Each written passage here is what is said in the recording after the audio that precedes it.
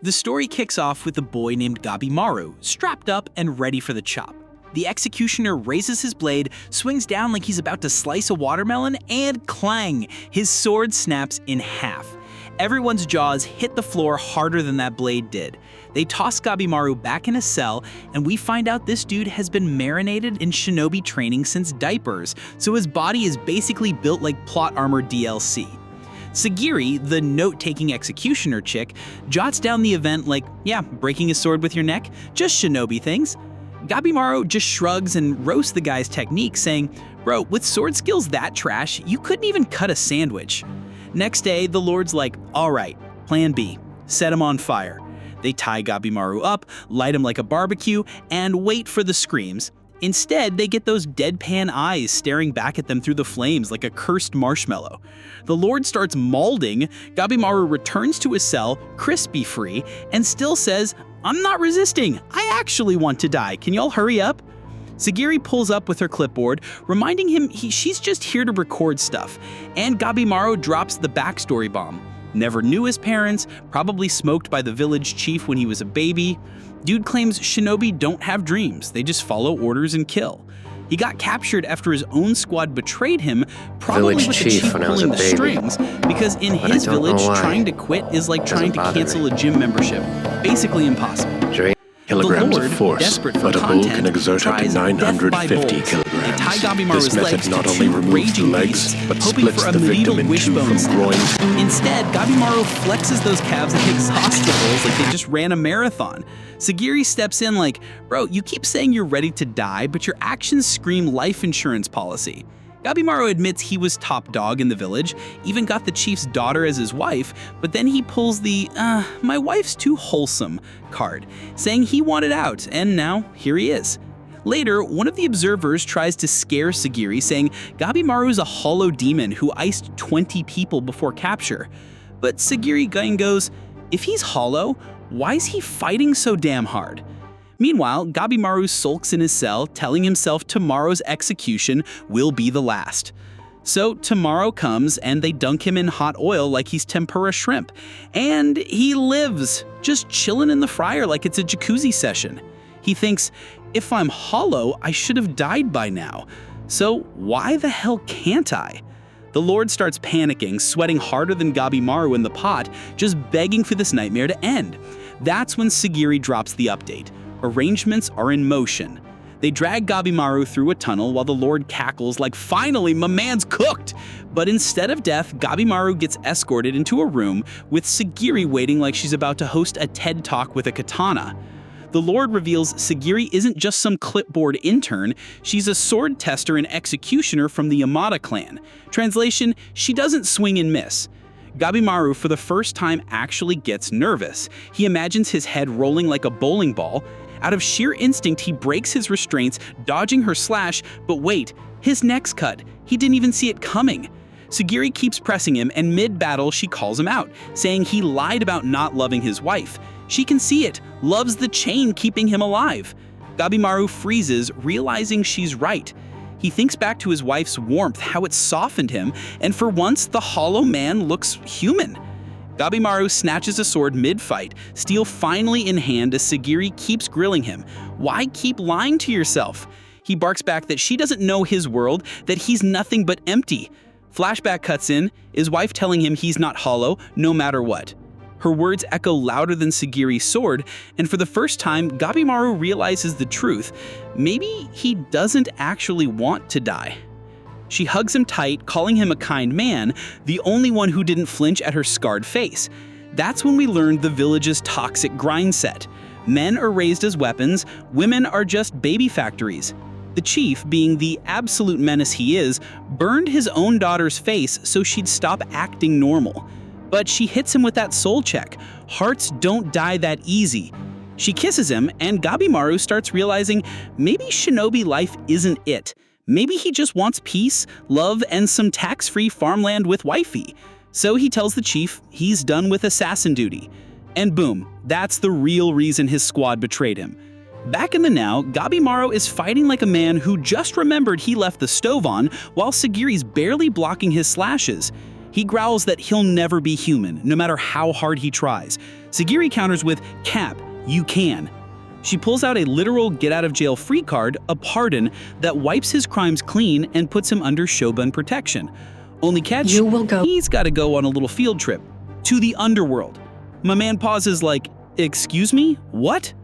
Sagiri explains, there's this place called Shinsenkyo, a place without pain, paradise vibes, brimming with rumored to hold fertility the and joy. elixir of life. Since ancient times, the leaders have known unmortality it juice by box. many names. Apparently Paradise, the Shogun already the other sent side, squads or there, but only one boat came back, looking like a Mother's Day bouquet stuffed with a dead body hidden under the flowers.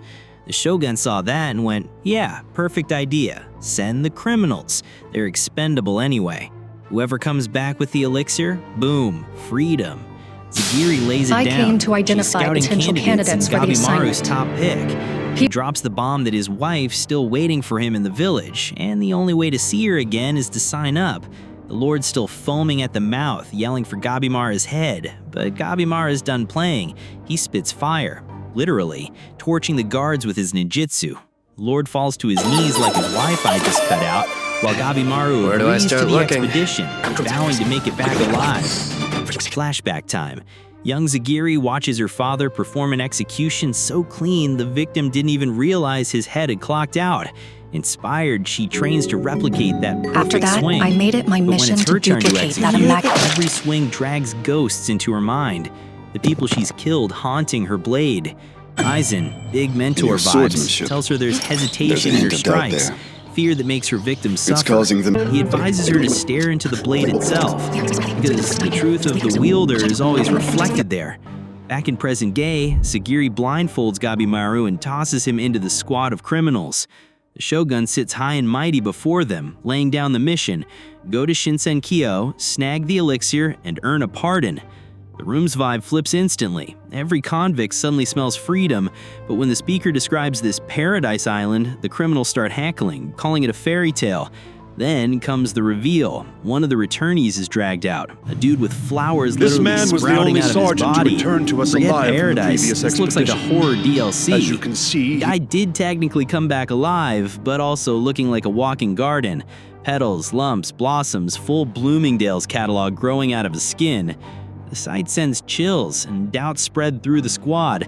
Some criminals straight up say, no, not risking my life for a fairy tale elixir. But the officials remind them, you're already sentenced to die, so this is basically an upgrade package.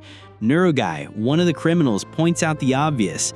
Bro, we don't even know if this juice exists. And honestly, he's spitting facts. The official steps up and is like, alright, if you don't want in, you can dip. One dude actually tries it. Big mistake. He barely takes 2 steps before getting turned into DLC content. Then the official drops the bomb. The Yamada clan will be their babysitters on the island, and if they try anything slick, instant kill. Oh, and if their monitor dies, doesn't matter if it's an accident, allergies, or a random pigeon attack, you're done too. Then the Shogun whispers in the official's ear like it's hot gossip, and boom, they announce there ain't enough resources for all these criminals. Translation, y'all gotta trim the fat. The squad's confused until this one dude, Chobi, decides to speedrun the tutorial by choking another man out. He calls everyone idiots for not noticing the obvious. The officials want them to thin the herd, and sure enough, the official's like, yep, have fun. Chaos erupts, blood everywhere, while the Shogun sits back watching like it's WrestleMania. But one of the officials side-eyes all this carnage like, this is just pointless violence, bro. Shogun doesn't care though. He asks which criminals actually got that main character energy. The official points out Gabimaru is the most notable, but funny thing, he ain't even moving. Man's just chilling like he's waiting for DoorDash. Aizen notices Sagiri looking rattled by the bloodbath and tells her the island's gonna be way worse. He straight up says she doesn't have the guts for this job, tells her she should have stayed sipping tea in her mansion. With all Sagiri due hits respect, back with, bro, if I could have lived a soft life, given the choice, I would have, Aizen-don. Flashback kicks in. Little Sagiri running from bullies, clowning their family for making money off executions. One day she picks up a blade and bam, sees the ghosts of the people that sword is taken. Back in the now, a few criminals get bold and try to rush her, thinking she's easy prey. Aizen just side-eyes like, let's see if she folds. But Sagiri, nah. She flips that executioner switch and wipes them out instantly. Still, the ghosts of her kills creep back into her head, until Gabimaru cuts in and says, killing people is never okay. Gabimaru then asks if there's another way to pick expedition members, because not everyone wants to farm XP through murder. The official shuts him down and threatens to watch his mouth, and orders another criminal to attack. Dude grabs a rock and hurls it. Gabimaru dodges like it's nothing.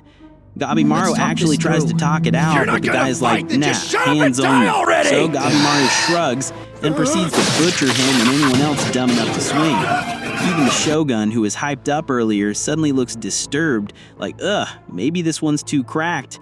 Zagiri stares at Gabimaru through her blade and sees a swarm of souls clinging to him, but here's the kicker, they don't faze him. And that's when she realizes, it's not about getting rid of the fear and doubt, it's about shouldering it, taking on the weight of every life she's cut. Finally, the officials step in and stop the deathmatch, announcing the chosen squad. Only 10 criminals will make the cut, all of them top-tier killers with exceptional skills. They get loaded onto a ship, destination Shinsenkyo. On the way, Gabimaru remembers the village chief. Dude got pierced by multiple weapons like a human pincushion, but didn't even fall. That's when it clicks. The chief's immortality came from some medicine he smuggled in from across the sea. As the ship pulls up, the horizon shifts. The island comes into view.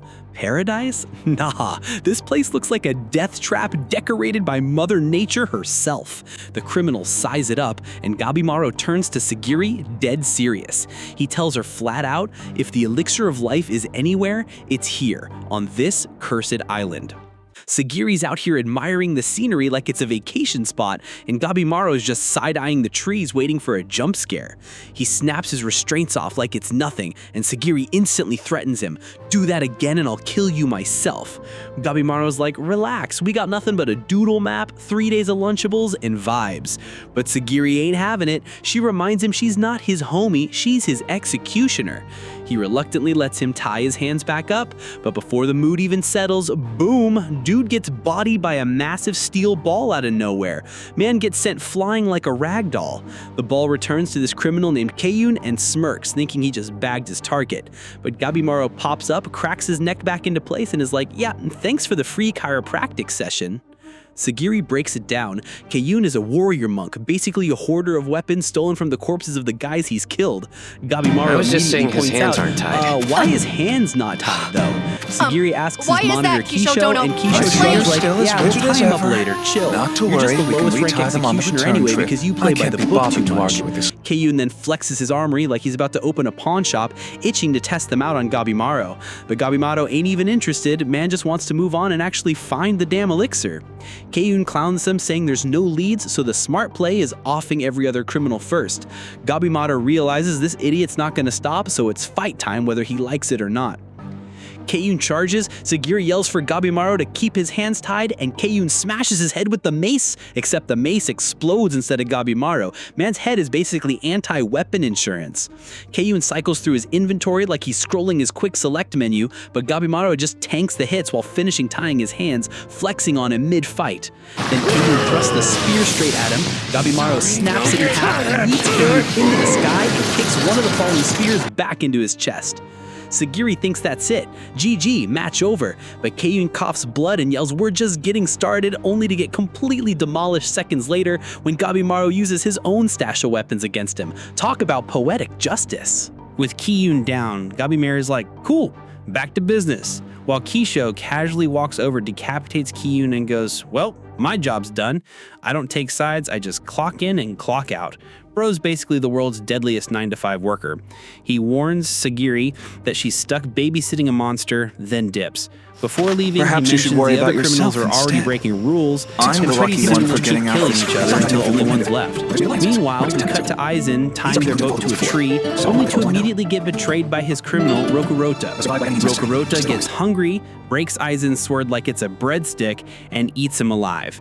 Elsewhere, more criminals meet gruesome ends, while Kisho explains replacements are always lined up since they're dragging in more bodies from Gabimaru's village and the Yamada clan.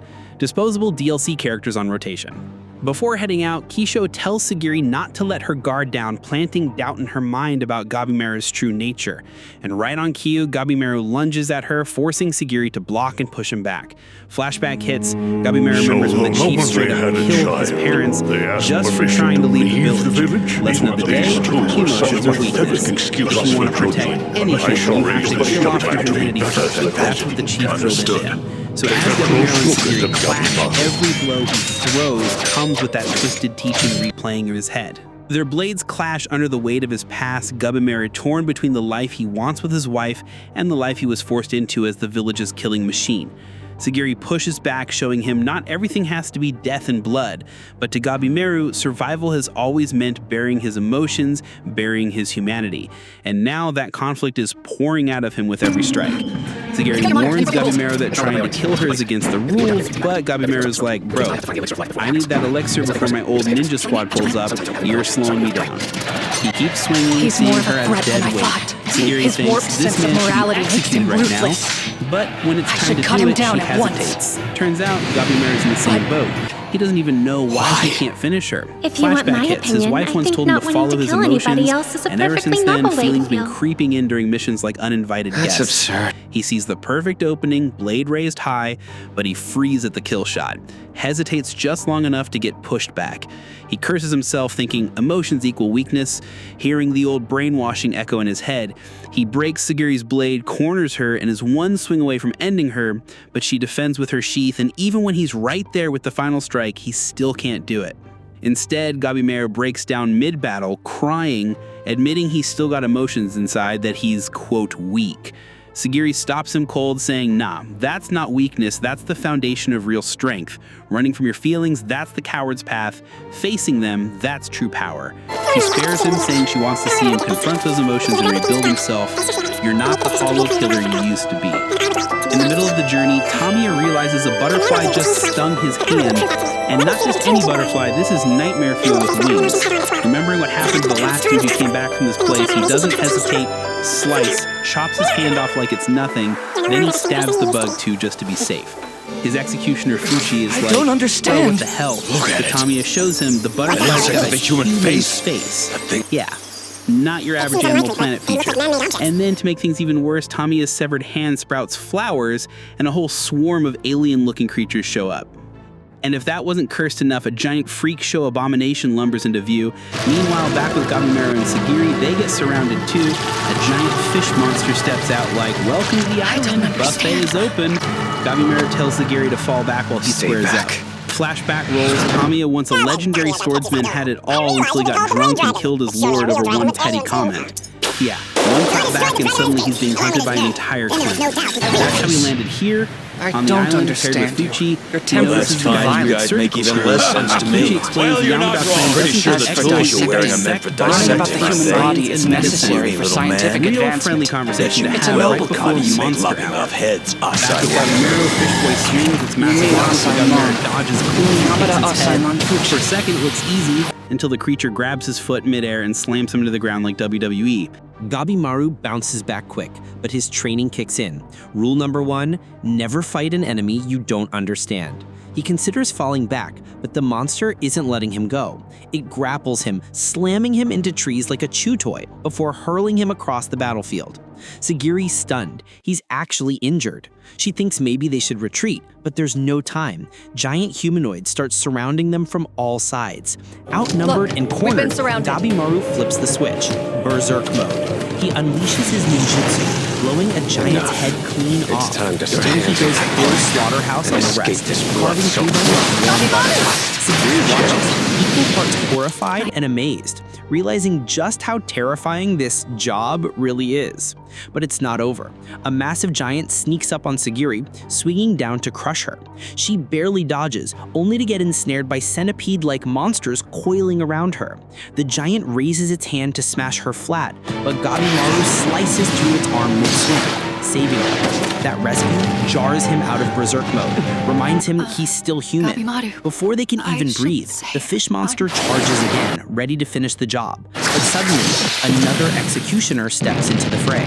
Genji pulls up, slices the fish fruit clean, and just when the dust settles, a ninja named Yuzuriha pops in, like, "Wow, Gabimaru, you did all that solo? Big impressive." She walks up all flirty, trying to seduce him like this is some ninja edition of The Bachelor. But Gabimaru shuts that down instantly, ties her up like, "Nah, ma'am, your seduction DLC ain't installing over here." Yuzuriha laughs it off, saying she was just testing him, but swears she's dead serious about teaming up. Sagiri notices Yuzuriha's rocking 2 executioners and raises an eyebrow. Genji explains he was originally assigned to another criminal, but since Yuzuriha iced that guy, he figured 1 executioner wasn't enough to keep her in check. Gabimaru calls Cap, says that's suspicious. Everyone low-key agrees Genji probably got seduced too.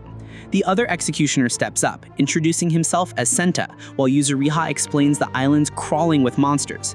The elixir's priority number 1, but you can't just Leroy Jenkins your way in without a plan. Sagiri thinks it's fine to work together, but the moment Yuzuriha hugs Gabimaru, he instantly restrains her again. Man's patience is gone. Gabimaru's like, "I don't trust you, period." Yuzuriha doesn't even flinch, wraps her legs around him and drags him closer like, "Relax. Trust isn't even needed. We're all gonna backstab each other eventually because only one of us is getting that part in, so why not just use each other until then?" Gabimaru steps back, realizing this girl runs on pure chaos energy. He wonders what she brings to the table, and Yuzuriha grins, saying she's got info. Real info, like how the real danger isn't just the monsters, it's those creepy human-faced butterflies, loaded with hallucinogens and poison, basically nightmare fuel with wings. She flexes her research methods too, saying she tested the bugs on another criminal, who, spoiler alert, didn't survive. Cold-blooded. Senta adds that the monsters' accessories, their necklaces, rings, armor, have Buddhist designs, which is hella suspicious on Death Island. Yuzuriha admits there's still way too much they don't know, and suggests teamwork to learn faster. Gabimaru says he only wants her info and will fight beside her, but no way he's fully cooperating with her. Sagiri watches all this, reflecting on everything she's done since landing here, but before she can think too long, she suddenly collapses. Flashback. A young man named Toma is about to become an executioner. Aizen tells him he has to prove himself by killing a criminal, but Toma has his own request. He visits his brother Chobi, saying he knows how to stop the magistrate's men from chasing them. Back to the present, the brothers suddenly face 3 giant monsters, who don't waste time and attack immediately. Toma reveals Chobi's greatest skill, reading the battlefield instantly. That's my brother's strength. Backstory dump. After their parents died, they were captured by bandits, but Chobi flipped the script, controlled the whole Before crew, I knew what was and ended up happening, he becoming was the in bandit control king. of it. In the fight, Chobi cuts down a giant, but his blade snaps, forcing him and Toma to retreat. A giant snatches Toma by the hair, but Chobi charges back in with an axe. Chobe takes a staff right to the face, and the monster straight up lectures them about murder being a sin. Even worse, the other creatures start speaking too, which makes Toma panic, thinking they've actually died and gone to hell, but Chobe doesn't care. He goes full demon mode, hacking through the talking giants like he's farming EXP. When the dust clears, he's standing tall, convinced, now more than ever, that the elixir has to be real.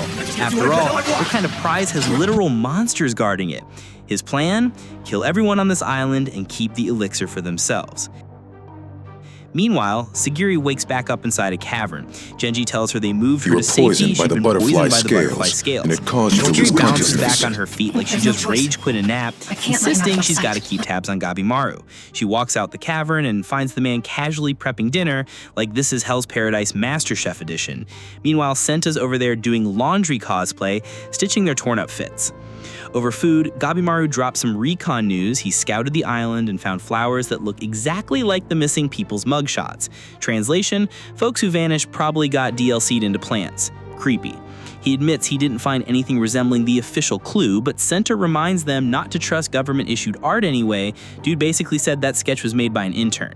Sagiri notices every monster has animal parts stacked on human-like bodies, like someone built them out of spare parts. Senta adds that a lot of them are rocking religious-style gear, calling them malformed gods. Yeah, budget bosses with divine drip. Later that day, Genji pulls Sagiri aside and hits her with the go home speech. He thinks she doesn't have the stats to survive this nightmare island. But Senta calls him out, saying it's not that easy since most people who try to leave never come back. Meanwhile, we cut to Executioner Tenza and Nuragai, who are trying to dip off the island like it's Uber Eats gone wrong. They spot a ship and think it's their ticket out, but when they get closer, plot twist, it's wrecked. Not just that one, but every ship around it is totaled. Tenza guesses all the crews tried to leave and got smoked. Then sea monsters pop up like it's Kraken hour, so Tenza whips his sword out. The tentacle squad attacks, forcing them to jump out the boat. They crash land on another wreck, but the tentacles keep coming like a hentai artist got funding. Tenza slices through them while they're desperately searching for any ship that still floats. Nuragai spirals, thinking this is punishment. Flashback hits, she'd once led samurai straight to her village, which ended with her people massacred. They spared her only to use her as a tracker. While locked up, Tenza found her, saw her innocence, and offered her the pardon deal. Back in the chaos, they stumble upon Kisho, except Homeboy's already halfway through his turn into flower speedrun. Tenza tries to talk to him, but boom, Tentacle bisects Kisho on the spot. Brutal. The sight wrecks Nuragai, reminding her of her dead grandfather, and she collapses, begging Tenza to leave her behind. She blames herself for everyone in her village dying. Tentacles close in, but Tenza shields her, yelling if she actually wants to die. Nuragai realizes, nope, she wants to live. With that, Tenza tosses her sword, and the two squad up. They slash their way through the sea monster limbs like a co-op boss fight and finally secure a boat. But when they try to escape, they realize the current is rigged. It pushes everything back towards the island. Not only that, but sea monsters are basically guarding the waters. Translation, nobody's leaving unless they roll credits. So they decide they'll need backup, more allies if they ever want a real shot at getting home. Meanwhile, back with Team Gabimaru, Genji is still pestering Sagari to sail back, but Senta points out she might actually help keep Gabimaru in check. He even says Gabimaru's indifference in spending time with her. That night, Sagari approaches Gabimaru. He asks if she's okay, saying he knows the poison from the wound he gave her is vicious. He admits she calmed him down when no one else could. Gabimaru even confesses he thinks she's stronger than him, but he doesn't know how to explain it, like, congrats, you unlocked my emotional stability DLC. He tells her experience will reveal her strength. Next day, Sagari stands firm and tells Genji flat out she's not leaving. Genji doesn't like backtalk, so he unsheathes his blade to scare her, but she instantly disarms him like she's been waiting for this disrespect. Genji recovers his sword, about to scold her, when suddenly, bam! Rokurota spawns behind him and sends him flying. Flashback, as a kid, Rokurota had two modes, insatiable hunger and breaking toys, and unfortunately his definition of toys was people. Rokurota, the oversized toddler with rage issues, went full buffet mode back in the day and literally ate his entire village. Now he locks onto Sagari like she's the next snack pack, but Gabimaru jumps in with a flying kick. Problem is, it does absolutely nothing. Big Man tanks it like Gabimaru just flicked a mosquito at him. Gabimaru's like, bro, my training manual didn't cover this DLC, boss. He remembers his ninja lessons. Observe the enemy before throwing hands. Rokurota casually yanks a whole tree out the ground and lobs it like a javelin. Gabimaru dodges, realizing, yeah, this dude might be stronger than him. So he asks Yuzuriya for backup, but she basically says, nah fam, I'm just here to do commentary. Real helpful. Rokurota starts swinging like a toddler with a baseball bat, and Gabimaru is dodging, knowing one hit would paste him into the dart. He tries chucking rocks and whips out his sash and hardens it with ninjutsu like steel, but it's still useless. Every trick in his book gets no-sold, leaving him questioning how the hell to take this tank down. Meanwhile, Sagari's trying to patch up Genji's wounds, but Genji knows he's already on the death timer. He tells her to run, but she refuses, straight up telling him not to give up. That fires something in Genji. He realizes Sagari's already chosen her path, her way of life. So with his dying breath, he hands her his sword, calling it a warrior's soul, and asks her to finish the fight for him. He finally accepts her as one of them. Back in the fight, Gabimaru's running low on strats, knowing the only chance he's got is to use his fire ninjutsu. But the problem, close combat against this giant is like volunteering to get deleted. Just when he's about to risk it, Rokurota's finger suddenly gets sliced clean off. Sagari jumps into the fight with perfect timing. Gabimaru instantly reads the situation. They need to take this guy's head off, but the dude's built like a tower, so he tells Sagari to go for the legs. He blocks Rokurota's swing while Sagari strikes low, and it does nothing. She eats a counter and falls back, realizing she overextended. Rokurota swings again, and she admits she screwed up by letting emotions drive her blade. Gabimaru dodges another attack, but his leg gets sprained in the process. Sagari slashes at Rokurota's arm, but it's like hitting concrete. Then she points out the weak point. She needs to hit the gaps between his joints, but for that they'll need him hunched over. Out of nowhere, Rokurota screams, a roar so loud it wrecks their senses. Before Gabimaru can react, he gets smacked into the ground hard enough to cough blood. Rokurota towers over him, ready to land the finishing blow. But Sagiri steps in.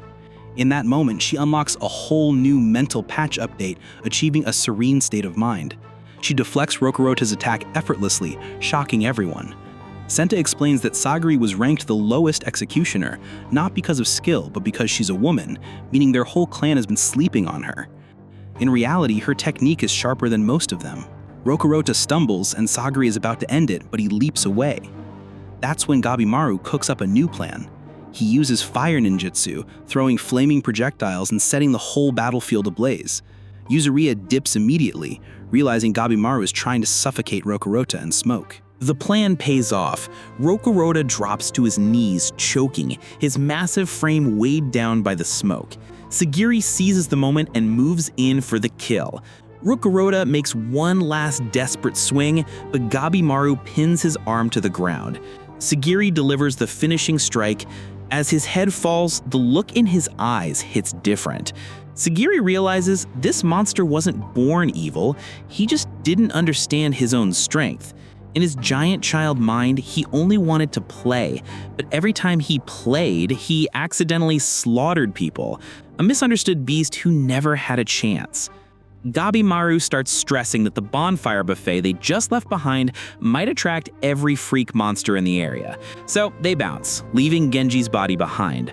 They dip into hiding as a group of giants stomp into the clearing, and Gabimaru suggests following the direction the monsters came from, hoping it'll lead straight to the elixir. Eventually they regroup with Yuzuriha and Senta, but what they don't expect? An actual village on this cursed island. Meanwhile, the Yamada Asaemon brothers wander deeper into the woods and stumble across two creatures going full tongue wrestling session. Jobi's like, yo, are these things monsters or just nasty? The yellow one, Jufa, immediately gets pissed they ruin the mood. Gabimaru's brain is racing. Are these island residents allies or ops? Then he spots a cloaked girl spying on them. Without hesitation, he chases her down, pulls the hood back, and realizes she's just a kid. But before he can ask anything, a damn tree monster goes for a home run swing at his head. The girl keeps sprinting while Gabimaru dodges the attack and boots the tree back. Sagiri rushes in after him while their squad stays behind to deal with the angry Groot knockoff. Meanwhile, Yuzuriha casually snatches Senta's glasses, saying she doesn't want him seeing her secret technique. Then she starts drinking from a cup, and suddenly some weird-ass liquid seeps out of her body like she's cosplaying a juice box.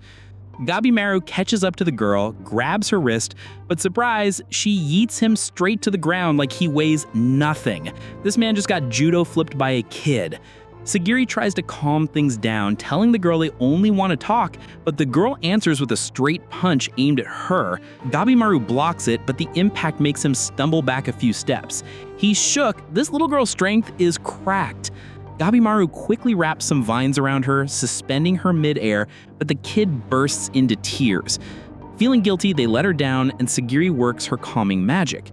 Yuzuriha strolls back, bragging about putting in hard work against the tree, and the group gathers to decide their next move. Suddenly, the tree itself speaks up, demanding they return the girl. But instead of throwing hands, the tree offers a deal. It'll take them to the village and spill the tea about the elixir. Yuzuriha instantly gets suspicious, until the tree mentions they've got baths at the village. Suddenly, she's like, say less, I'm in. They follow the creature to what looks like a ghost town, though it claims the place was thriving 1,000 years ago.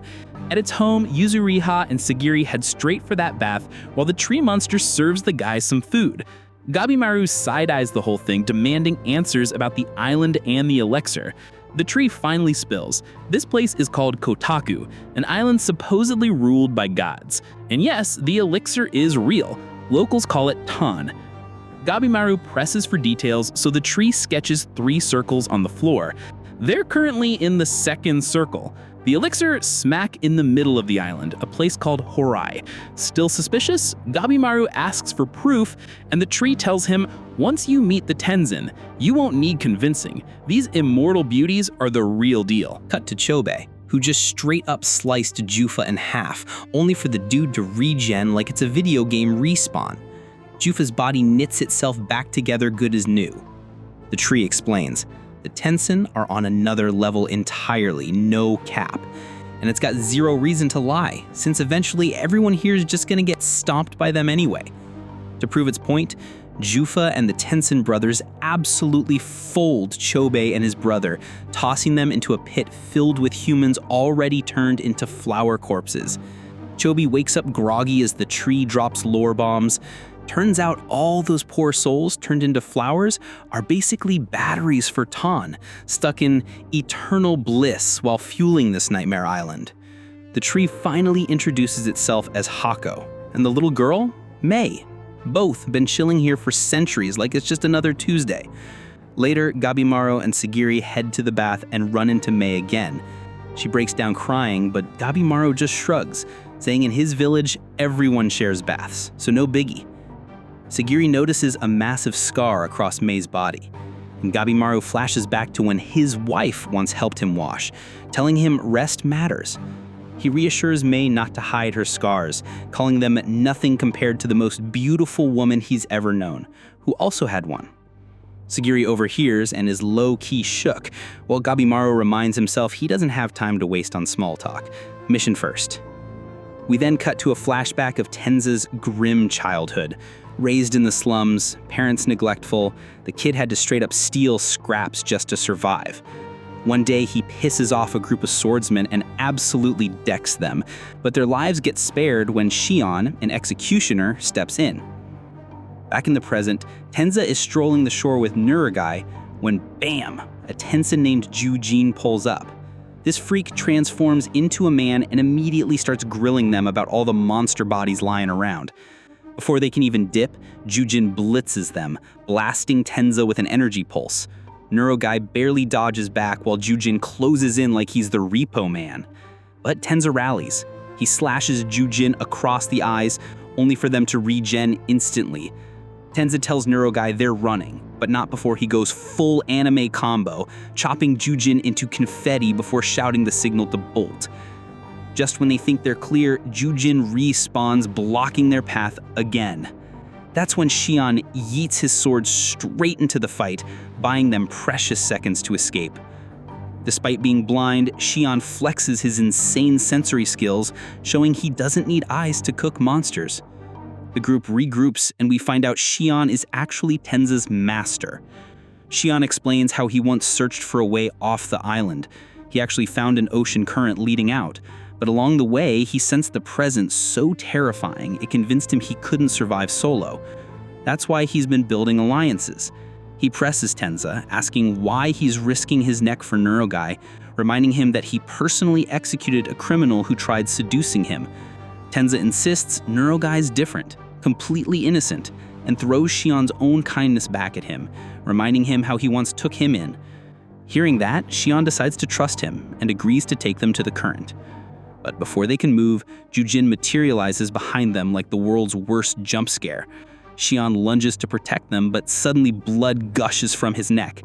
Tenza goes berserk, unleashing a storm of slashes, but Jujin dances around it effortlessly and counters with just a finger flick, literally punching 4 holes into Tenza's body. As Tenza bleeds out, we're hit with another flashback.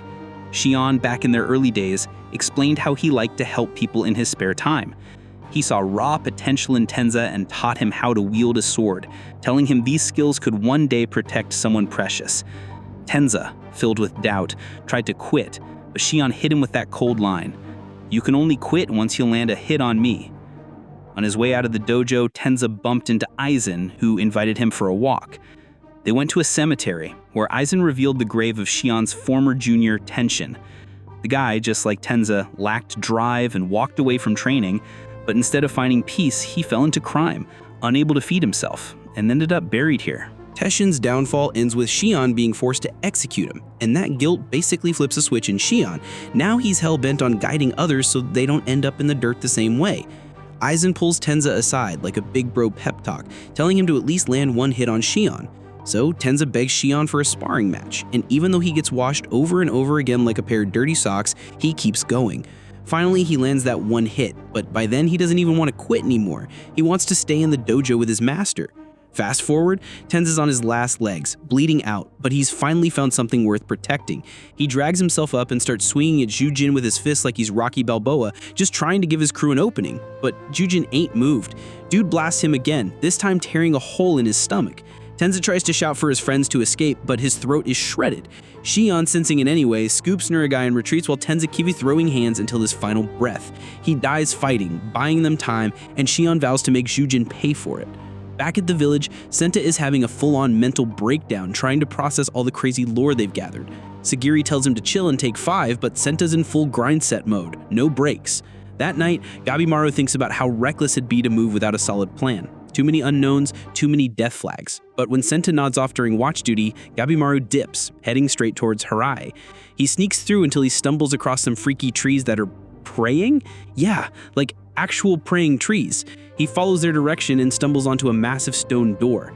Gabimaru thinks this might be the entrance to the elixir itself. Before he can even touch it, Jujin pulls up behind him like a toxic ex, telling him to leave. Gabimaru flips it, asking if humans can be turned into the elixir. Jujin doesn't bother answering, just dashes in to kill him, but Gabimaru reacts instantly. Snaps his arm, follows up with a roundhouse that breaks Jujin's neck. Problem is, it just snaps back in place like a bobblehead. They trade blows until Gabimaru ignites his fire technique, spinning kick included, literally lighting his own head ablaze. He engulfs Jujin in flames, thinking it's over. Spoiler, it's not. Jujin tanks it and smashes him into a wall with a single punch. Gabimaru claws back to his feet, still alive somehow, analyzing every move. He lands a kick that makes Jujin cough blood, and that's when Gabimaru realizes he can actually hurt him. Jujin shifts into his female form and spams energy blast like a broken video game boss. Gabimaru eats the hits, crawling forward, refusing to go down. They clash head-on, blow after blow, with Gabimaru betting everything on breaking him faster than he can heal. Against all odds, he actually starts winning, ripping Jujin's body apart. But Jujin just grins mid-death, then morphs into a horrifying giant flower monster.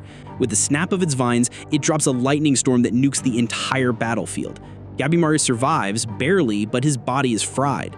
The monster keeps pressing with lightning, cooking him alive until his mind blurs. He wakes up next to his wife, thinking this nightmare is finally over. But nope, it's a hallucination. The monster's still tearing him apart. Jujin grabs and crushes him like a stress ball, but Gabimaru digs deep into shinobi training. Even in death, he's taught to deal damage. He explodes with one final fiery outburst, torching the monster's arm before collapsing.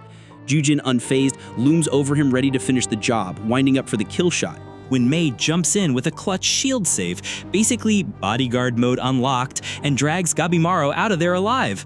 Next morning, the squad is on the hunt for Gabimaru, while Hoko casually drops the lore bomb. There are 7 Tensen bosses. Cutscene shift, we see them all gathered like it's an evil HOA meeting. They start gossiping about how scary the humans are. Guifa straight up blasts Jujin's head off mid-meeting for fumbling the bag, then roasts him for being crusty and wasting too much Tao on a single fight. Rain, the ruler of Kotaku, steps in like a strict mom, telling them to quit bickering. Family business stays in the family. Meanwhile, Jufa reports that he tossed the 2 brothers into the pit and assumes they'd be flowers by now. Rin points out these humans ain't built like the weaklings they've handled before. Jujin tries to save face, claiming he already smoked Gabimaru, and the crew clinks glasses like it's happy hour. That drink instantly heals Jujin's body, resetting him to human form. Then Hoko hits storytime mode. Back in the day, a hermit mastered the Tao arts and leveled up into a god, splitting into 7 pieces. Those 7 chunks are now the Tensen, basically immortality with DLC. Hoko keeps going. The island's population? Yeah, all humans originally. But the longer they lived, the more they mutated, bodies slowly turning into trees. They'd eventually lose awareness completely, so before hitting full group mode, they gathered at a sacred spot to ensure their souls would reach Horai after death. That's why the creepy trees were praying near Horai. It's like their final send-off. Horai is basically the last bus stop for souls, but the Tensen are the ones punching the tickets, deciding who gets through. Cut to Gabimaru, who wakes up still remembering his brawl with Jujin. He's piecing things together. The Tensen ain't gods, just busted bosses with regen hacks so they can be killed. The problem is he needs a plan and backup. Right on cue, Fuchi and Tamiya stroll in. Tamiya eyes him like, "Is it your time to croak, little shinobi?" They square up, tension thick enough to cut with a katana, but Fuchi pulls rank, saying they need answers first. He points his sword at Gabimaru, ready to interrogate, but Gabimaru doesn't flinch. He just proposes a team-up. Tamiya tests him, threatening to strike, but Gabimaru stands firm. No bluffing here. Gabimaru explains the truth about the Tensen, dropping intel that blows their minds. Fuchi is skeptical, but Tamiya is all for it, saying he wants his name etched in history by slaying these immortal freaks. Fuchi, on the other hand, just wants to slice their corpses up in like it's a science fair project. Despite different goals, the three of them agree to squad up. Just as Gabimaru is about to reveal more details, Mei wakes up and boom, she's grown older overnight. Gabimaru's jaw drops. She speaks for the first time, calls out his name, and he realizes she's no ordinary girl. Gabimaru thanks her for saving his life, cautiously asking if she's like the Tensen. Meanwhile, elsewhere, Senta is deep in thought, concluding that the island's religious system is completely man-made. He theorized the whole setup was created to recycle humans into flowers as a way of returning their essence, and that clue might actually be the key to finding the elixir. Mei, still getting used to her new voice, explains what she can about Tao, the same energy the Tensen flex, but she's not good at words yet, so her explanation is vague at best. Still, it's enough to make the group realize Tao is the source of the Tensen's hacks. Hoko hits professor mode, dropping the biggest info dump yet, saying literally everything in existence comes from the flow of Tao, like the universe itself runs on spiritual Wi-Fi. Problem is, nobody in the group has the bandwidth to process this lecture.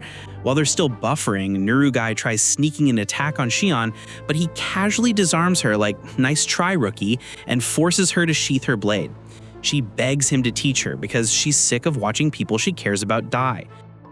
Shion finally opens up, explaining that everything in the world gives off unique waves, and that's how he sees.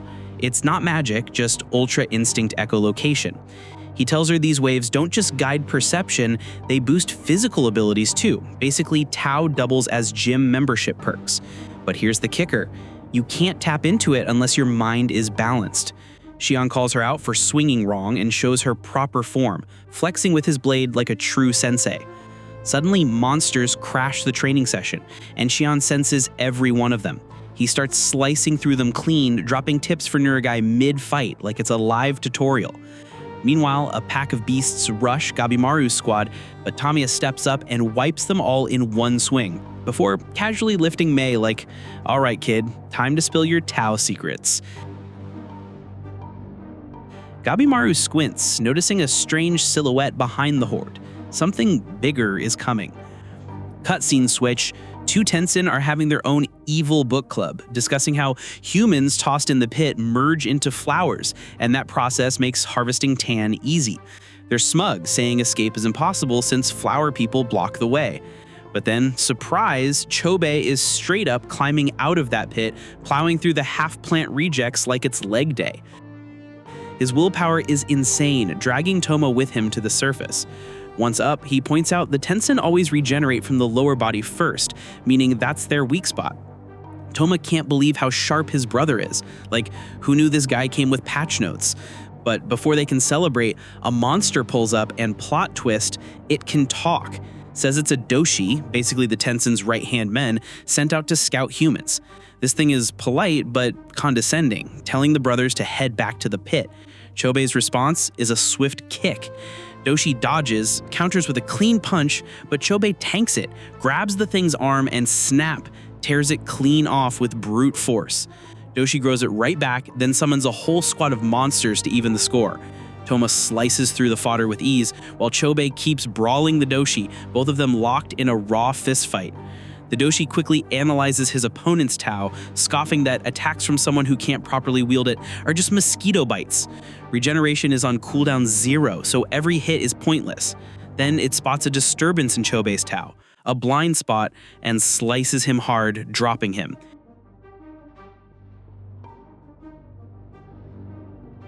It sneers about how fragile humans are, ready to drag him back into the pit. But Chobei refuses to fold. He drives his fist right through the monster's face and stands back up like a boss. Now, the Doshi is actually confused, wondering how this man regenerated. Its theory?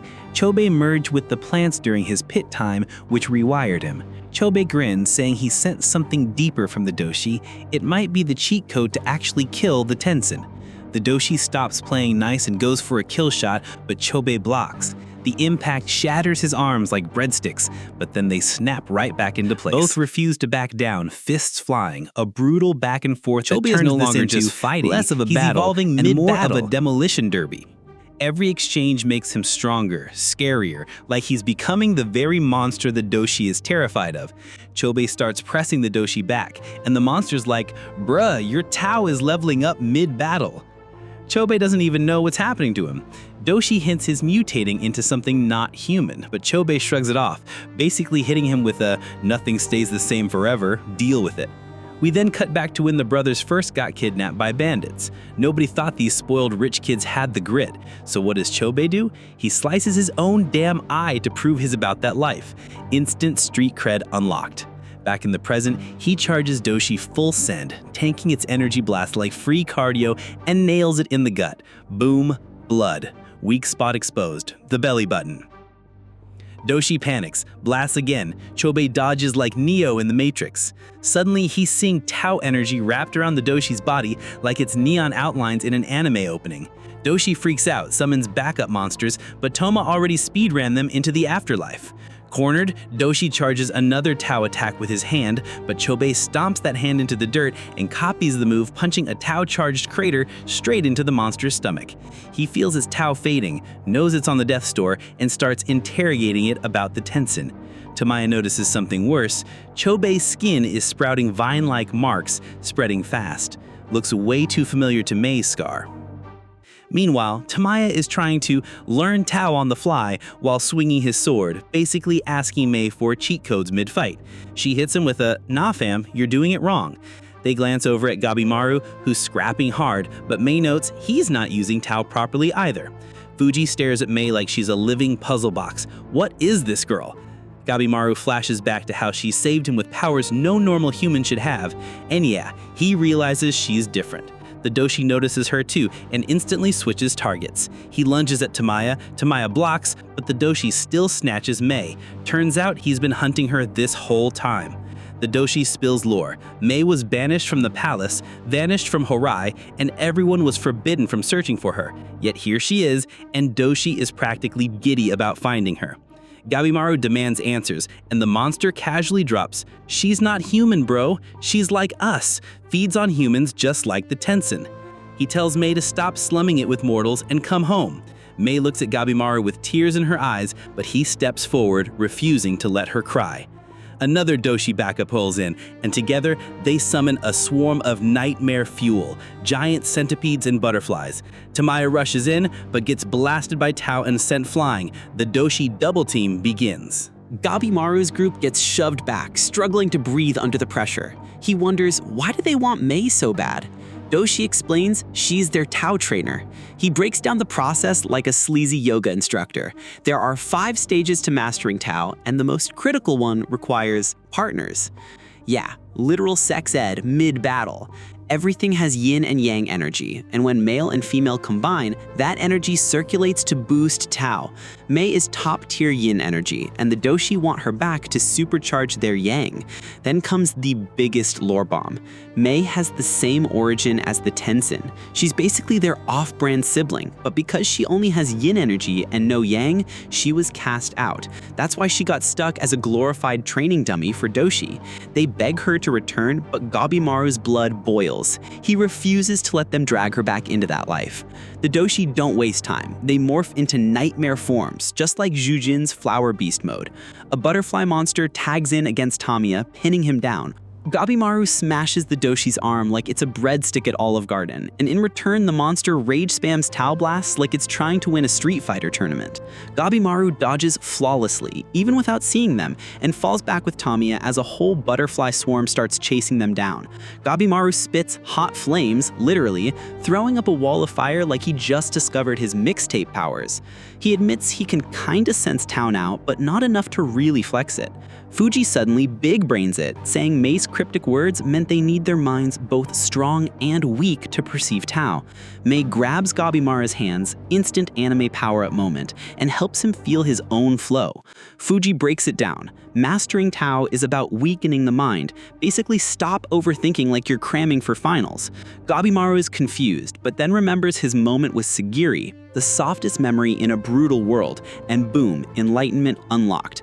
Mei's eyes widen, sensing Gabimaru's Tau overflowing like he's been sitting on God mode this whole time. Doshi fires off Tau Blasts again, but Gabimaru now sees every attack like subtitles on screen, weaving through them with ease. The monster lunges, Gabimaru touches its fist, snap, arm breaks like a cheap toy, then follows up with the kick that drops both Doshis. Not to be left behind, Tamiya slices a centipede Doshi in half while Gabimaru BBQs the butterfly one. Meanwhile, the others force open a massive door, welcome to Horai, but their progress is short-lived when a Tensen named Mudon casually pops in and straight up decapitates Hoko. Mudon introduces himself like a smug final boss, saying, "Congrats, you're the first humans to get this far."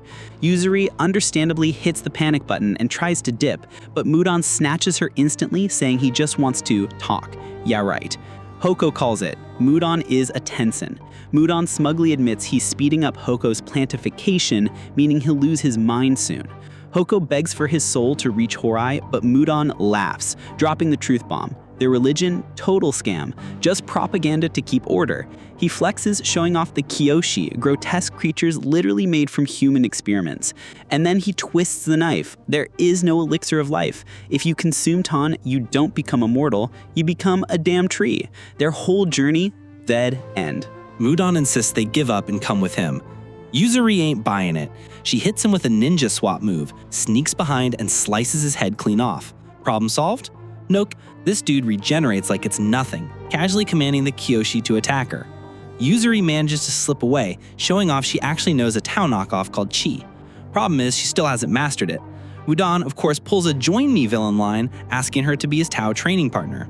He blasts Sagiri across the floor mid-pitch like he's advertising himself, while Senna slices him up. Yuzuri chugs a special liquid, cue everyone going, question mark? And then she sweats it right back out, revealing her ninjutsu, secreting whatever she swallows. And what was it? Snake poison. Girl basically turned herself into a venom sprinkler, binding Mudon and burning toxins before cutting him into pieces. But of course, Mudon reforms instantly, looking unbothered. He even compliments her, calling it a Tau application, but with room to grow. Classic villain coach behavior. Senna and Yuzuriha try to combo him, but Mudon slips through every strike, snatches Yuzuriha by the leg, and shoves Senna aside like trash. Hoko, bleeding and fading, whispers to Sagiri about the Tensen's weakness, while Mudon keeps lecturing Yuzuriha about her Tau like he's running a TED Talk mid-battle. Sagiri doesn't let him finish. She dives in, forcing him to leap back. Mudon pauses, assessing her, and smugly notes that her Tau is just average. Bruh, the disrespect. Sagiri looks like she's done for, but nah, she whips her sword straight into Mudon's navel and slices him open. Plot twist, the navel is the weak spot, the literal Tau power outlet of these Tensen freaks. But Mudon just shrugs it off, mocking her mid-Tau. Sagiri stays ice cold, suddenly radiating Tau like she unlocked Ultra Instinct, and lands a slash across his face. For the first time, his smug mug doesn't heal up. Turns out Sagiri's been vibing with Tau this whole damn time. Mudon goes in to finish her, but Yuzuriha locks him down just long enough for Sagiri to charge in again. Sagiri lines up the kill, but Mudon yeets her back with a Tau Blast and orders his Kyoshi minions to dogpile Yuzuriha. Senta slices them up like background extras while Sagiri keeps pressing Mudon, though he jukes every swing. Her squad tags in, chopping off his limbs, opening a perfect window until Mudon flies up like a budget Dragon Ball villain and carpet bombs them with Tau Blasts. Sagiri takes cover, exhausted, but Yuzuriha hypes her up, telling her flat out, "You can kill this bastard." Yuzuriha lashes snake poison around Mudon's leg, eating Tau explosions to the face, then body slams him into the dirt. Muten stands back up, only to get stabbed by Senta, pinning him in place. Sagiri goes in for the finish and slices his navel, finally dropping him. Victory? Maybe, but Sagiri's face says it all. No elixir exists. We cut to Senta's backstory. Man never wanted to be an executioner. His family forced it on him, and he used religion as a coping mechanism to justify the blood he spilled. The system rewarded him for it, but deep down he envied Yuzuriha's freedom and started admiring her wild spirit. In the now, Gabimaru stands over the Doshi's corpse, realizing he's still a Tau noob. He asks Mei why she's been tailing him, but before she can answer, blood geysers from his nose and he collapses. Meanwhile, Yuzuriha notices a patch of creepy flowers blooming nearby, and right on cue, they turn hostile. They attack her, but Senna shields her with his body. As poison seeps in, he drifts into a blissful dream of painting Yuzuriha before transforming into flowers. A giant flower monster spawns, and Mudan, surprise, ain't dead. He's back and transforming. Muten unleashes his new flower powers, but Shion arrives just in time to bail them out. He tells Naragai to focus on saving the group while he goes one-on-one with Mudan. Shion's cracked. He's figured out Tau by sensing the rhythm of living creatures. His plan? Cut Mudan's wave directly to kill him. Naragai hacks at the roots, binding Senna, slowing his transformation into a flower. Sagiri and Yuzuriha wonder if they can save him, and Yuzuriha tries her healing, while Shion throws hands with Muten and even knocks him back. Sagiri notices Muten can't regenerate from Shion's strikes, but the cost is heavy. Flowers sprout across Shion's body, he slices them off instantly, but blood loss is eating him alive. Sagiri wants to rush in, but Nurugai suggests they all squat up and attack together. Problem? Yuzuri's completely drained. Out of nowhere, Nurugai hugs her, then pulls Sagiri into it too. Everyone's like, question mark? But she explains it's something she used to do with her grandpa to recharge him. She even tried it on Shion, and it seemed to work. Sagiri's brain clicks. This has to be tied to Tau. No time to debate, they sprint back in to support Shion. Sagiri warns him about the navel weak point, but Shion shakes his head. Mudan's built different. He's got 2 navels, and even a scratch from them is basically game over. Sagiri drops the big brain reveal. They slathered themselves in Yuzuri's special sauce mucus, which basically works like Tau bug spray. No scratches, no flower growth, no free landscaping jobs on their bodies. The plan? Play bait so Shion can land the kill. Mudan pops up behind Nurugai like a horror movie jump scare, but Sagiri blocks him, shredding his vines. Shion's low-key impressed. Sagiri's got that see the waves ability now, predicting attacks like she downloaded the enemy's move list. He gears up to strike, but Mudan starts blasting him with energy spam like a kid mashing buttons in Street Fighter. Sagiri and Nurugai slice more vines, giving Shion an opening to chop off one of Mudan's legs. For once, his regeneration actually slows down, and Sagiri thinks, oh snap, we might actually clutch this. But her body's giving out, and Mudan rockets back up, nuking them with raw Tau beams. Shion doesn't stop. Haunted by letting Tenza die, he refuses to run this time. With Sagiri and Nurugai pinning Mudan's arms, Shion readies his final strike, but doubts creep in. He doesn't sense waves from the navel. Was it ever the real weak point? Clock's ticking, tensions peaking, then Senta chimes in from his deathbed with the cheat code. The weak spot isn't the navel, it's the center of the flower. Biology 101, that's where all the nutrients go. Shion bets it all, slices through it, and boom, Mudan goes down just in time. Sagiri rushes to Senta's side, but Yuzuriha delivers the truth bomb. His time's up. She's only got one last save slot left, and she'd rather use it on Shion.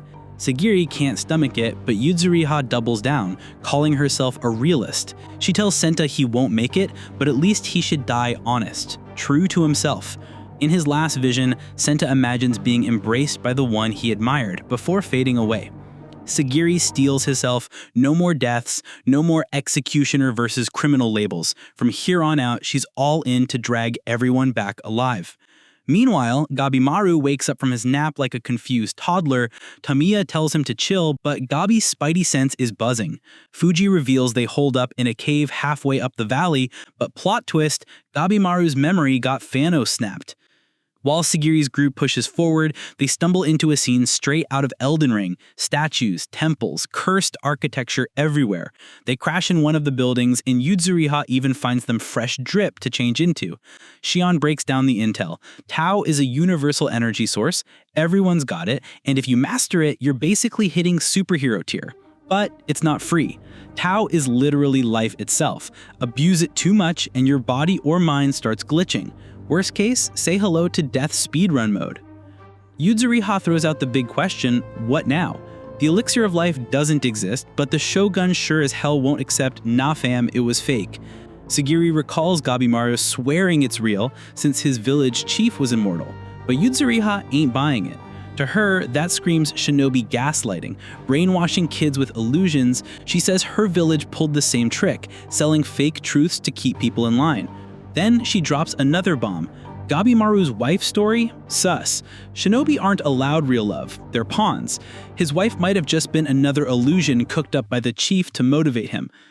Sagiri's sitting there, lost in the emo hour, thinking about all the people they've lost. The bodies keep stacking up like a bad Jenga tower, and now she's stressing over Gabimaru. Shion, being slick, throws out the real question, yo, you like him or what? Sagiri dodges it, but deep down she can't shake the sadness. Dude's out here breaking his back, clawing his way through hell, all to get back to a wife who might not even be real. Like, imagine grinding ranked every day just to find out the prize was a catfish. Even though Gabimaru is a straight-up assassin, she doesn't see him as a bad guy. She actually hopes he gets that reunion, real or not. And that's where we cut it, boys. If you vibed with this breakdown, don't forget to smack that like button, drop a sub, and I'll catch you in the next one, same time.